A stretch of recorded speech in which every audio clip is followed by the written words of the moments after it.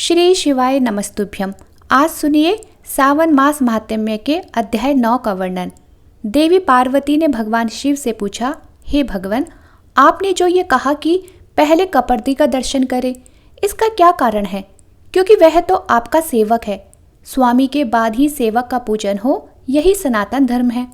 देवी पार्वती जी का प्रश्न सुनकर महादेव जी कहने लगे, देवी, प्रभास क्षेत्र में सोमेश्वर देव के रूप में जो लिंग रूपधारी सदाशिव विराजमान है, वे इंद्रियातीत पुरुषों द्वारा चिंतन करने योग्य है।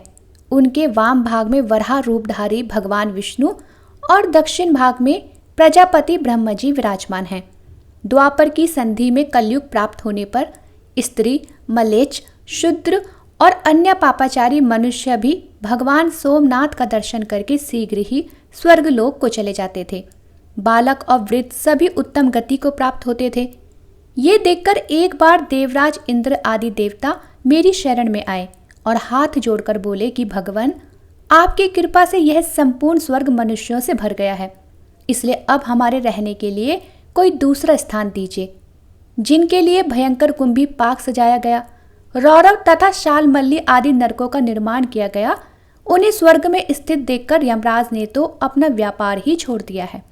तब मैंने कहा, देवताओं, मैंने चंद्रमा की भक्ति से संतुष्ट होकर उनसे ये प्रतिज्ञा की है कि प्रभास क्षेत्र में सदा मेरा निवास होगा। मैं अपनी कही हुई किसी भी बात से कभी किसी प्रकार पलट ही नहीं सकता। जो लोग वहां मेरा दर्शन करेंगे वो निश्चय ही स्वर्गलोक में जाएंगे। पार्वती, यह सुनकर देवता भय से व्याकुल हो गए और तुम्हें वहां खड़ी देखकर हाथ जोड़कर तुमसे बोले कि माते, आप ही हमें आश्रय दो। ऐसा कहकर वे तुम्हारी स्तुति करने लगे। देवतागण बोले, हे देवेश्वरी, आपको नमस्कार है। जगदम्बे, आपको नमस्कार है। कमल के समान नेत्रों वाली देवी, आपको नमस्कार है। स्वर्ण के समान गौर आकृति धारण करने वाली हे गौरी, आपको नमस्कार है।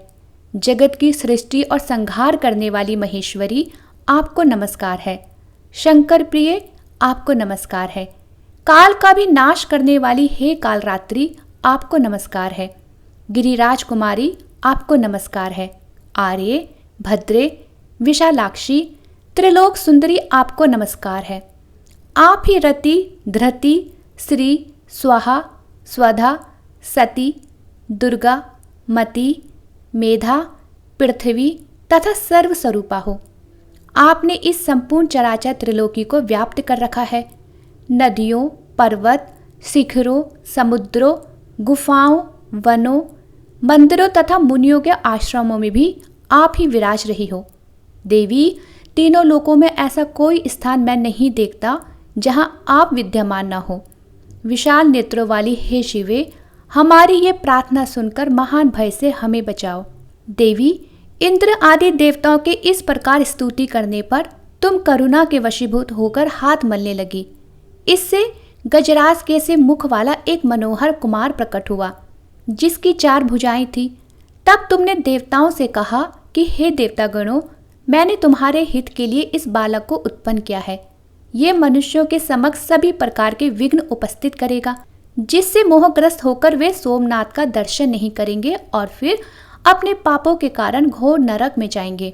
इसके बाद गजानन ने तुमसे विनय पूर्वक पूछा कि माँ, मुझे आज्ञा दो, मैं तुम्हारी क्या सेवा करूं?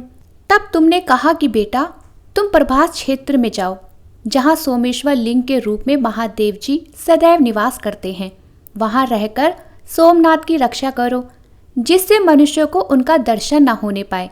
तुम्हारे इस आदेश से देवी गजानन वहां गए और सदा वहीं स्थित रहकर मनुष्यों के सम्मुख विघ्न उपस्थित करते हैं।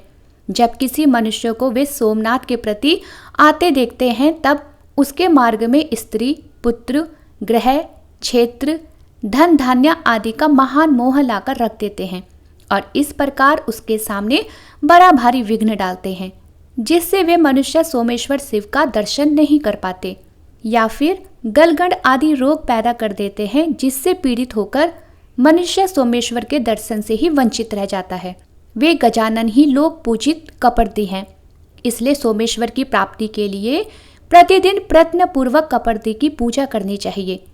उन प्रभास क्षेत्र के रक्षक गणेश जी का निम्नांकित स्तोत्र द्वारा स्वतन करना चाहिए। महादेवी, मैं कपर्दी का वह विघ्न नाशक स्त्रोत कहता हूँ। तुम भी सावधान होकर और ध्यान पूर्वक सुनो। ओम विघ्न राज को नमस्कार है, कपर्दी को नमस्कार है, अत्यंत भयंकर दाढ़ वाले प्रभास क्षेत्र निवासी गणेश को नमस्कार है।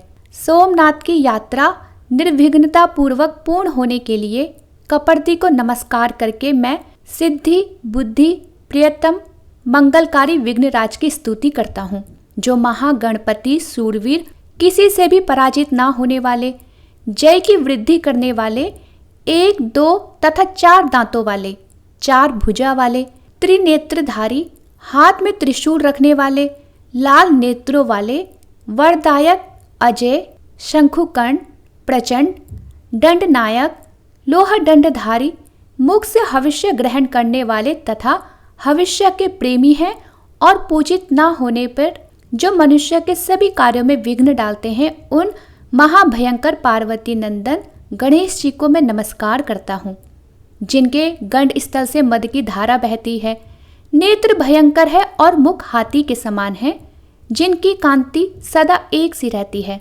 जो ध्रुव, निश्चल और शांत हैं, उन विनायक को मैं प्रणाम करता हूँ। भगवान, आप सबसे पहले प्रकट हुए हैं।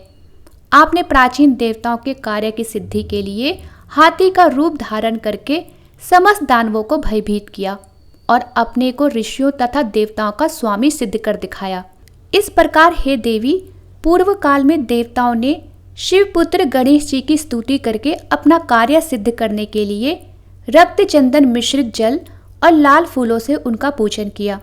जो चतुर्थी को लाल वस्त्र धारण करके एक या दोनों समय पूर्वोक्त रूप से गणेश जी की पूजा करता है और नियम से रहते हुए नियमित भोजन करता है, वह सबको अपने वश में कर लेता है। संपूर्ण तीर्थों और समस्त यज्ञों से जो फल मिलता है, उसी को गणेश जी की स्तुति करके मनुष्य बड़ी आसानी से पा लेता है। उसे कभी कोई विघ्न का भय नहीं होता और वह अपने पूर्व जन्म की बातों का स्मरण करने वाला होता है।